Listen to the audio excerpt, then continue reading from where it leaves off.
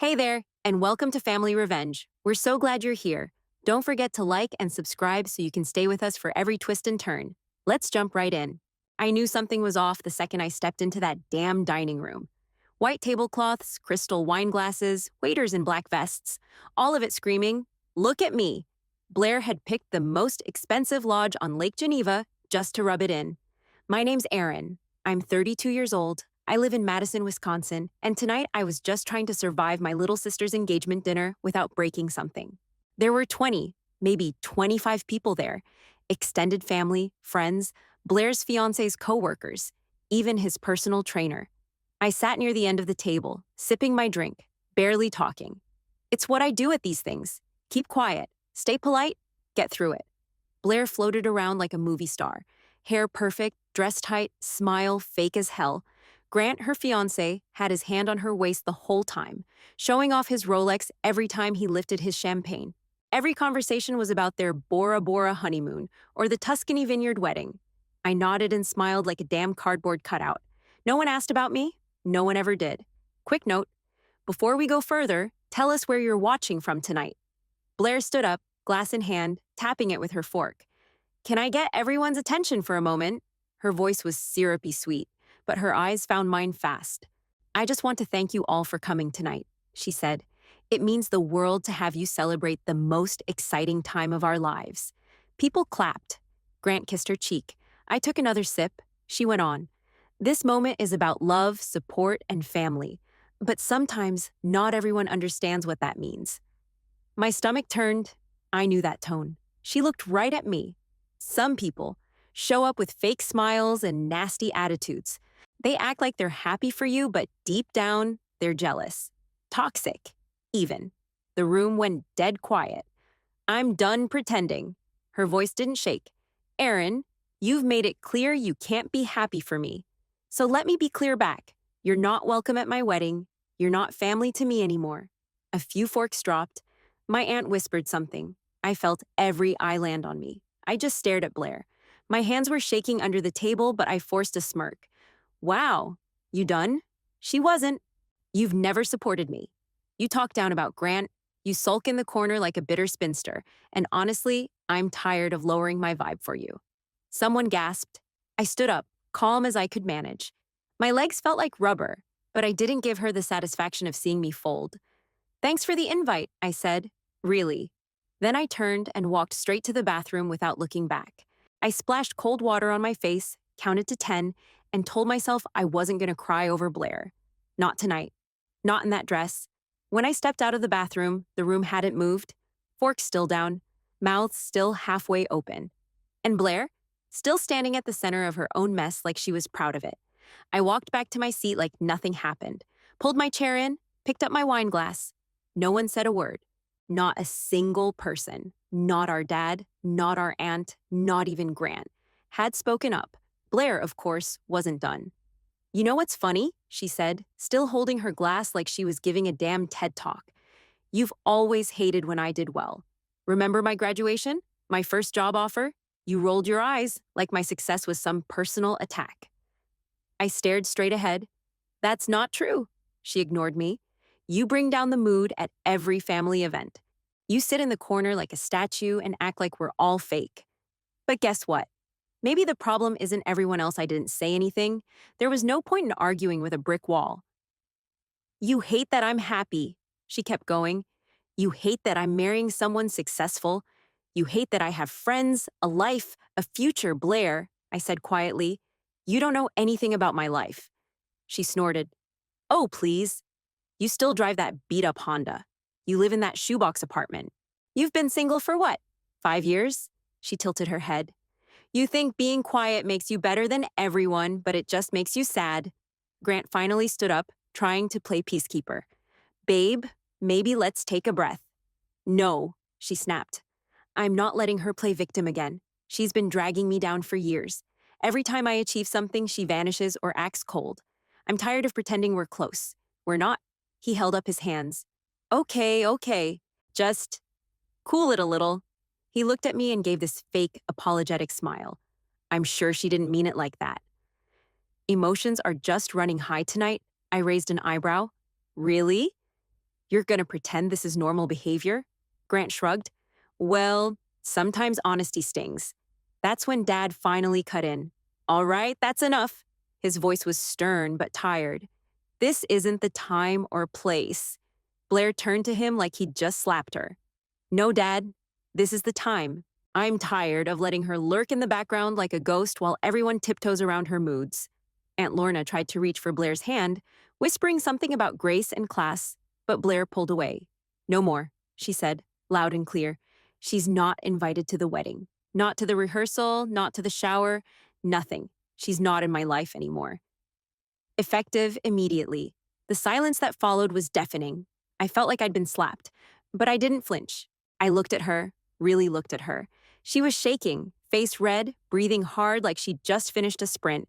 I wasn't sure if she was angry or thrilled with herself. Got it, I said, voice flat. I pushed my plate forward. Guess I'll skip the cake. Her jaw tightened, but she didn't say anything else. Nobody moved, not one person. All those relatives I'd grown up with. The ones who used to sneak me cookies at Thanksgiving or send dumb holiday cards just sat there, pretending their napkins were suddenly fascinating. I stood up slowly, reached for my clutch. My hands were steady now. My chest? Not so much. Hope the rest of your night goes better, I said to no one in particular, and then I walked out again. This time, through the front doors, into the cold night air. I had just stepped outside when I realized I'd left my jacket on the back of my chair. Wisconsin nights hit different by the lake, even in late spring. The chill cut straight through that sleeveless dress I'd regretted wearing the second I got there. I turned around and walked back inside. I didn't care what faces I'd have to see again. I wanted my damn jacket. By the time I made it to the dining room doors, the mood had flipped. The loud, giddy energy Blair had been riding earlier was gone. In its place, tension, low voices, awkward shifting. I froze in the hallway, half hidden behind a column, and watched. The waiter had just set a slim black folder on the table. I saw Grant reach for it with a smirk, like he was about to show off. He pulled out a shiny black card, real smug, the kind of move that says, "I've got this, don't worry." The waiter walked off with it. I moved closer, slow and quiet. 12 seconds later, he came back. "I'm sorry, sir." That card was declined. The room blinked. Blair's smile froze. Grant forced a laugh and pulled out a second card. "Weird. Try this one." The waiter nodded, polite, then left again. "Quick note. While you're listening, tell us which city or country you're watching from." 10 more seconds. The waiter came back. Also declined. Grant's mouth twitched. He reached for his wallet and flipped through it like he was doing a magic trick. "No worries. Try this one. Shouldn't be a problem, third card. Same result." I watched Blair's nails dig into the back of her chair. People were whispering now, distant cousins, some friend from college, a coworker of Grant's who was clearly loving the show. Blair snapped, "Just run the other one again." The waiter raised an eyebrow. "We ran it twice already, ma'am." Grant's voice dropped low, trying to save face. "There's no way these cards aren't working. I just used them this morning." Blair turned to her best friend, Sarah, who immediately held out her card like it was a relay race. The waiter took it, came back 30 seconds later, same story. Aunt Lorna tried, cousin Drew, even their old neighbor Marcy, who hadn't spoken all night, all declined. The staff was staying professional, but you could feel the heat building. A couple servers near the bar were pretending to restock glasses, clearly listening. Blair looked like she was about to throw up. Her eyes darted around like someone drowning. "We'll figure this out," Grant mumbled, yanking out his phone. "It's got to be the restaurant's system." The waiter shook his head, calm but firm. "Everything else tonight has processed without issue." That's when I stepped forward, still holding my little clutch bag, still freezing, still annoyed. I walked over and slid my card onto the check folder. "Try this one." Blair looked like she'd seen a ghost. The waiter glanced at it, then did a double take. His whole body language shifted, shoulders back, eyes wide. "Of course, ma'am." Right away, he walked off like I'd just handed him a diamond-encrusted invitation. Grant leaned back, arms crossed. "That won't work either." "It's obviously the reader," Blair muttered. "What are you doing?" Her voice cracked. I just looked at her. "Covering the bill." Since apparently no one else can. 2 minutes later, the waiter returned, this time with the manager behind him. The waiter handed back my card with both hands, like it was something sacred. "Transaction went through perfectly," he said, And thank you again, Ms. Caldwell. Always a pleasure. Dead silence. Blair's jaw actually dropped. The manager added, "If there's anything else you need tonight, just let us know. The chef sends his regards." I smiled, just a little. "Appreciate it." Then I picked up my jacket, slung it over one shoulder, and turned back toward the hallway. Not a single word from Blair or Grant. Just 20 people watching me like they'd never seen me before. I was halfway down the hallway, coat slung over my shoulder, when I heard a new voice behind me. Steady, confident, older. "Excuse me, Miss Caldwell?" I turned. A man in his 60s was walking toward me. Expensive shoes, crisp navy blazer. Looked more like a CEO than a restaurant guy. He extended his hand. "I'm Robert Lansing. I own the property." I shook his hand, wary. "Did I break a rule or something?" He smiled, polite but warm. "No, no. Quite the opposite. We just wanted to thank you." Personally, Blair and Grant were still sitting at the table when he motioned for us to walk back into the room together. I wasn't thrilled about that part, but I went. The second we stepped back into the dining room, the volume dropped again. Forks froze mid-air. Conversations died halfway through. Robert walked right up beside me. "For those who don't know, Miss Caldwell is one of our most valued clients," he said. "Her company's been hosting events with us for years. She's also been incredibly generous with our staff, which we appreciate more than you know." My jaw clenched. I hadn't planned on being exposed like that. He turned to face the room. "And congratulations, by the way. We heard about the acquisition." "Very exciting for the area?" I gave a quick nod. "Thank you. Before we continue, quick check-in. Where are you watching from right now?" Now all eyes were locked on me. Blair looked pale. Grant actually leaned forward, like maybe he'd heard wrong. Robert went on, still smiling. "We understand tonight's tab was significant, but as a courtesy and a thank you, dinner is on the house. That's a benefit of our Platinum Partnership program." My stomach dropped a little, but I stayed steady. Blair blinked. "Wait, you own a company?" I looked right at her. "Yeah." For the last 9 years, Grant let out this short laugh like he couldn't believe it. "What kind of company?" "Software, security mostly. We build tools for banks, insurance firms, some government contracts. Boring stuff." But important Dad looked like he wanted to say something but stayed quiet. Aunt Lorna sat straighter in her chair. Blair's voice was shaky. "Since when?" "I started it after college. Worked freelance for a few years, then built a team. We've got 2 offices now, one in Madison, one in Chicago. We just bought out a local analytics firm last quarter. That's the acquisition he mentioned." I nodded toward Robert. Blair's mouth opened, but nothing came out. Grant leaned back, arms crossed. "You've been sitting on this the whole time." "I don't really do announcements," I said. "Not my style." People were staring like I'd grown a second head. I wasn't mad anymore. I was just exhausted. "Look," I said, "I didn't pay the bill to prove anything. I just didn't want the staff to be put in that position. This place treats me well. I wasn't going to let them get stiffed because your card decided to throw a tantrum." Grant's jaw tightened. Blair looked like she was holding back tears. I took a breath. "I'm not better than anyone here. But I'm not invisible either. I don't need attention. I just don't like being treated like I'm nothing." Robert gave me a respectful nod and slipped out quietly. I turned back to the table. "Enjoy your night, everybody." Then I walked out, again, this time with every step a little louder than before. I didn't even make it to the lobby before I heard heels clacking fast behind me. "Aaron!" "Wait, just wait." I stopped, took one long breath, turned around. Blair came rushing up, Grant right behind her, still straightening his collar like that would fix anything. Her voice was softer now, almost nervous. "Listen, I didn't know," she said, looking anywhere but my face.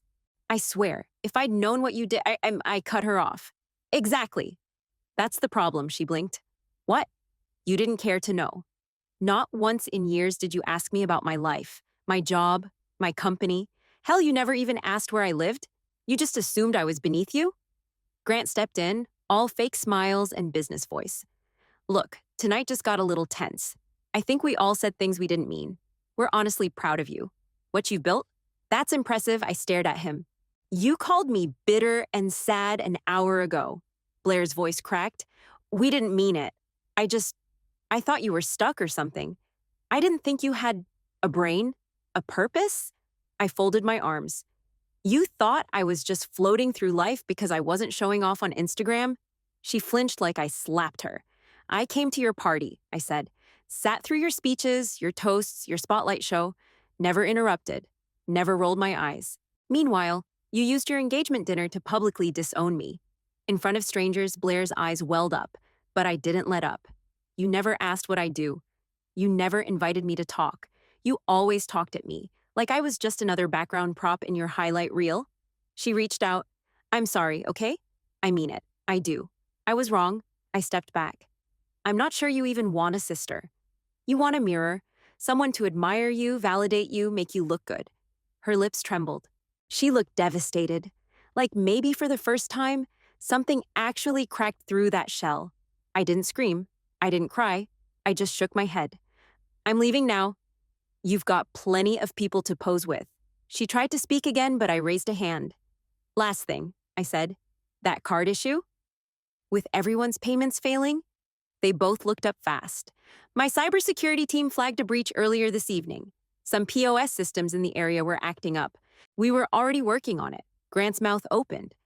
I would have mentioned it, I added, if anyone had cared enough to ask what I actually do. Then I turned and walked out the front doors.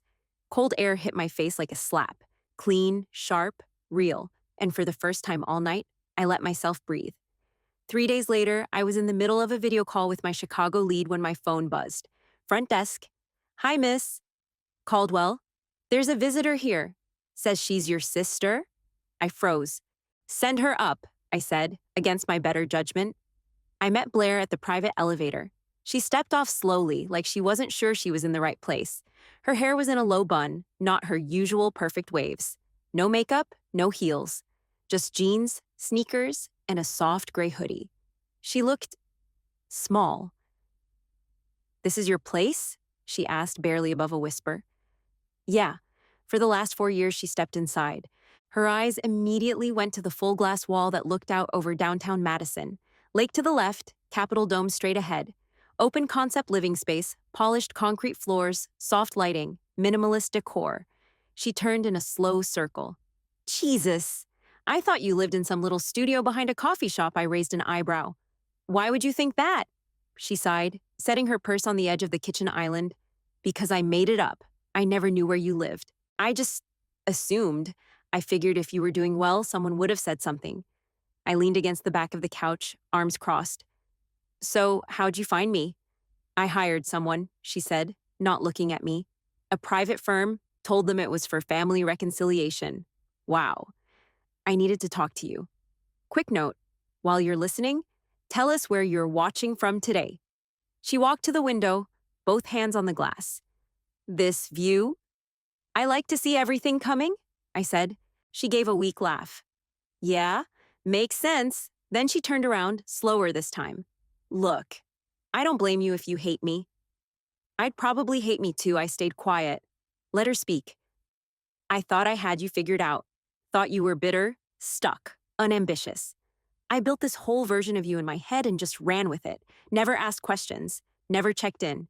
You were always there, always quiet, and She broke off, pressing her hand to her forehead. I treated you like furniture. Still, I didn't say anything. I was so wrapped up in my own world that I never once asked about yours. Not when you started your business, not when you moved, not even when you were sick that one Thanksgiving and didn't come. I assumed you just didn't want to be there. You never called, I said flatly. I know. She looked me straight in the eye for the first time. I convinced myself you didn't matter because if you did, that meant I was wrong about everything. That I was selfish, shallow, cruel. She swallowed hard. But I was all of those things. I still am probably, but I'm trying not to be. There it was. Something real, not rehearsed, not filtered through some performance voice. Just Blair, stripped of all the sparkle. I tilted my head. Why now? Because that dinner cracked something open, and I've spent the last 3 days feeling like I don't know you at all, and I want to. She took one step closer. I'm not here to beg. I'm here because I miss having a sister, even if I never acted like one. I didn't move, didn't smile, didn't hug her. But I didn't send her back to the elevator either. So I just said, keep talking. And for the first time in years, she actually did. Blair sat down at the far end of the couch like she didn't know if she was allowed to. I didn't stop her. She kept her hands clasped, knuckles white. I didn't come here to explain away what I did. I came to admit it. I stayed quiet. She looked down at the floor. The truth is, I needed you to be the failure. That sentence landed like a punch to the chest. She kept going, voice soft but steady.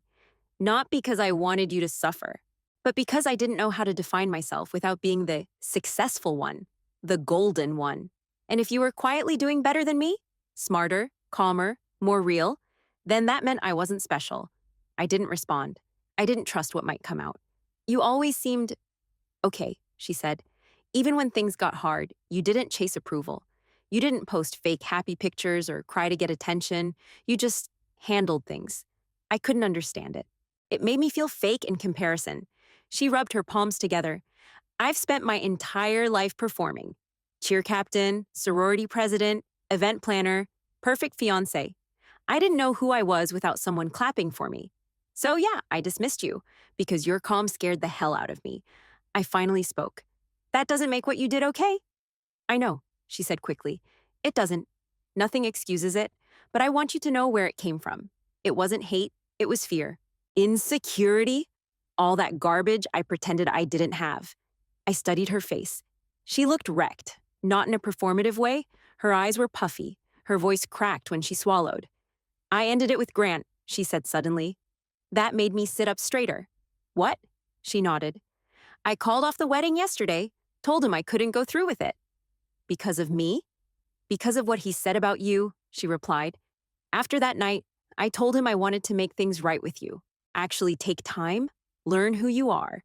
He laughed, said you just got lucky, said you were making up for years of mediocrity with one flashy moment. I scoffed. Sounds like him. She shook her head. That's when it clicked. He didn't see you. He only respected you when you paid a bill he couldn't.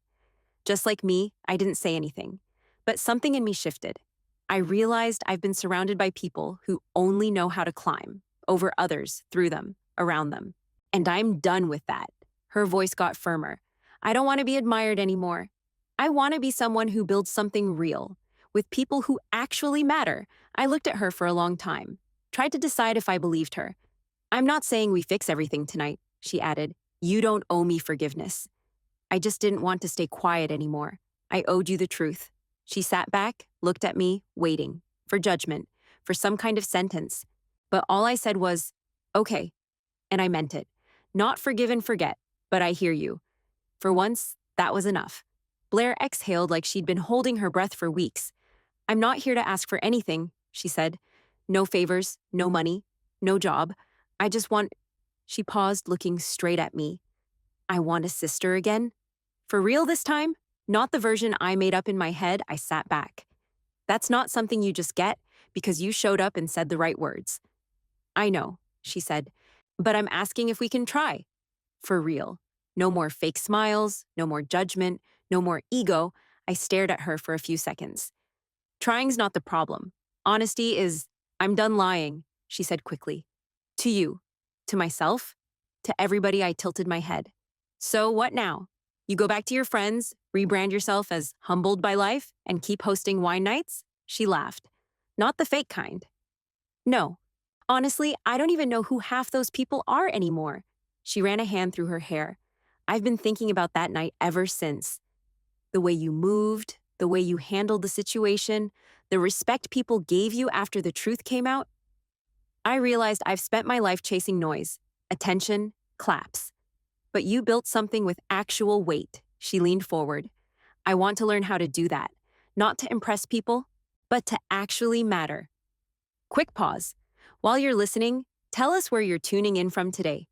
I raised an eyebrow. You want me to teach you how to build something? She nodded. Yeah, I want to learn from you. I want to earn what you've earned. Even if it takes me forever, I stayed quiet for a few seconds.